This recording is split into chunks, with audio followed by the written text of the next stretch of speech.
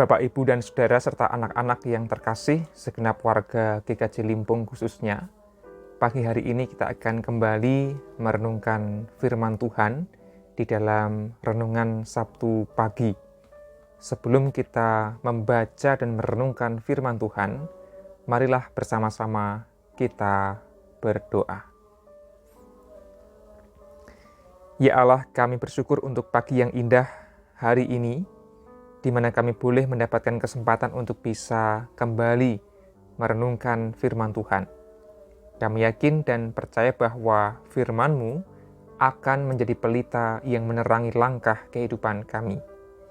Dan kami telah siap untuk mendengarkan, menerima sabda-Mu ya Allah, maka berfirmanlah kepada kami. Kami berdoa di dalam nama Yesus Kristus. Amin. Bapak, Ibu, dan Saudara yang terkasih, salah satu hal yang amat sangat penting dalam kehidupan kita bergereja adalah ibadah. Setiap kali hari Minggu kita melaksanakan ibadah. Di banyak gereja, selama pandemi, ibadah tidak bisa dilaksanakan secara onsite atau tatap muka. Hanya bisa dilakukan secara online. Namun di banyak gereja yang lain, termasuk di GKJ Limpung, ibadah sudah dilaksanakan dengan tatap muka sekian lama. Nah, masa pandemi adalah masa di mana kita belajar bahwa meskipun akibat pandemi itu persekutuan dilarang, namun ada satu pelayanan yang tetap dilaksanakan oleh gereja yang tidak boleh dihentikan atau diliburkan, yaitu ibadah. Segala bentuk pelayanan yang lain bisa ditunda, diliburkan, namun kalau ibadah diupayakan tetap ada dengan berbagai cara, termasuk dengan ibadah online. Ini menunjukkan bahwa ibadah bagi kita adalah hal yang amat sangat penting bagi pemeliharaan dan pertumbuhan iman. Nah, hari ini saya mengajak kita semua untuk merenungkan bagaimana ajaran dari Gusti Yesus tentang ibadah yang baik, yang berkenan kepada Allah. Akan saya bacakan dua ayat yang terambil dari Yohanes 4, ayatnya yang ke-23 dan yang ke-24. Yohanes 4, ayat 23 dan 24. Beginilah bunyi firman Allah. Tetapi saatnya akan datang dan sudah tiba sekarang, bahwa penyembah-penyembah benar akan menyembah Bapa dalam roh dan kebenaran. Sebab Bapa menghendaki penyembah-penyembah demikian. Allah itu roh, dan barang siapa menyembah Dia, harus menyembahnya dalam roh dan kebenaran.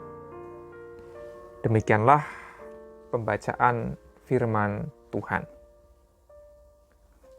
Allah itu roh, barang siapa menyembah Dia, harus menyembah dalam roh dan kebenaran. Bapak, Ibu, dan Saudara yang terkasih, dalam rangka kita merefleksikan kembali makna ibadah, saya dibantu oleh seorang teolog sekaligus seorang filsuf dari negara Denmark. Tokoh ini bernama Søren Kierkegaard. Kierkegaard memiliki sebuah refleksi mendalam tentang apa itu makna ibadah Kristen. Dia menggambarkan bahwa ibadah Kristen itu ibarat sebuah drama, sebuah pertunjukan yang dramatis. Nah, ibarat sebuah drama, ada yang memerankan, ada yang menonton, ada yang menyutradarai. Coba kita renungkan, kalau kita bicara soal konteks ibadah, kira-kira siapa yang menyutradarai, siapa yang mementaskan, memainkan peran itu, dan siapa yang menyaksikan drama liturgi atau dramaturgi itu. Nah, Kierkegaard mengingatkan bahwa sesungguhnya dalam ibadah Kristen, yang menyaksikan, yang menonton itu adalah Tuhan Allah. Jadi, ibadah kita itu dilihat, disaksikan, dipun pirsani dening Gusti Allah. Tuhan Allah lah yang menjadi tanda kutip penonton drama liturgi atau dramaturgi, ada istilah itu. Lalu yang menjadi pemeran utama adalah umat. Pemeran utama ibadah adalah umat.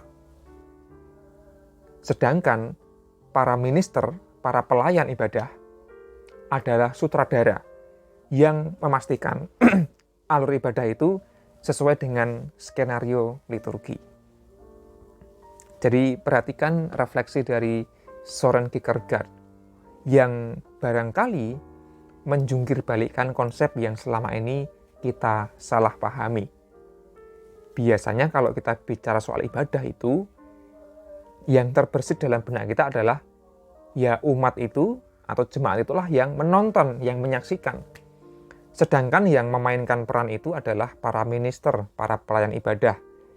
Ya sing khotbah, sing nyanyi, sing main musik, dan lain sebagainya, dan lain sebagainya. Padahal ini konsep yang terbalik menurut Kierkegaard. Dalam ibadah Kristen, pemeran utamanya itu justru adalah umat. Para pelayan ibadah, para minister itu memastikan bahwa alur ibadah dimainkan dengan baik. Sehingga minister, pelayan ibadah itu membantu umat untuk memainkan perannya dengan maksimal. Kalau ada petugas ibadah yang malah ingin dipuji dan dihormati, seolah-olah dia adalah orang yang sedang pentas dan memainkan pertunjukan, dia yang menjadi pusat perhatian. Nah, itu adalah kesalahkaprahan dan kesalahpahaman sebenarnya.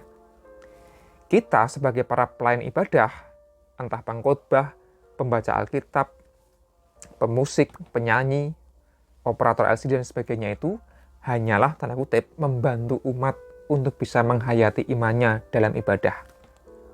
Nah, jikalau umat bisa menghayati imannya dengan ibadah itu secara baik, Gusti Allah lah yang mersani, Tuhan Allah lah yang menyaksikan apakah ibadah itu berkualitas apa tidak.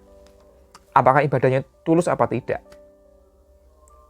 Maka refleksi dari Kierkegaard ini membantu kita untuk melihat dari dua sisi. Pertama, jikalau kita adalah para pelayan ibadah, kita harus ingat dan sadar bahwa kita bukanlah yang ditonton pertama-tama. Kita hanyalah membantu umat menghayati iman kepada Allah. Kalau saya adalah seorang pengkhotbah, berarti jangan sampai pusat perhatian hanya ada pada khotbah itu. Yang dipuji adalah kemampuan berkhotbahnya. Yang paling penting adalah apakah khotbah saya itu membantu umat untuk bisa merasakan berkat Tuhan dan menghayati imannya dengan baik. Khotbah yang berhasil adalah khotbah yang berhasil menyentuh dan menggerakkan iman umat. Kalau aku seorang pemain musik, aku harus memastikan bahwa aku memainkan musik dengan baik, meskipun tidak usah terlalu canggih gitu ya, tetapi umat bisa menyanyi, menghayati imannya dengan bernyanyi kepada Allah secara sungguh-sungguh.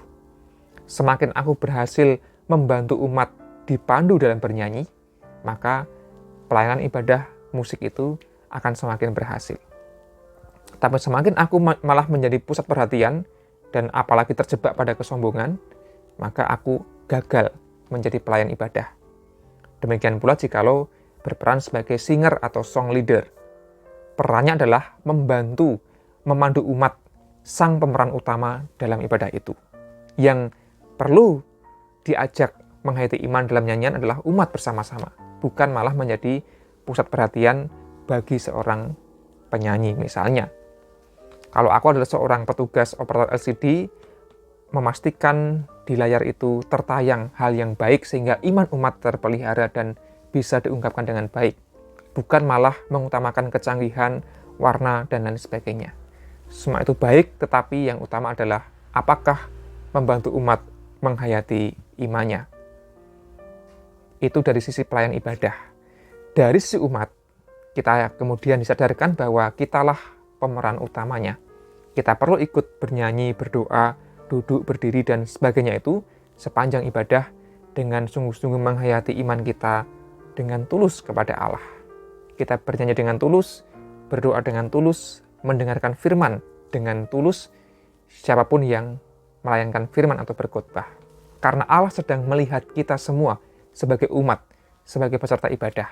Allah mirsani, Allah melihat hati kita.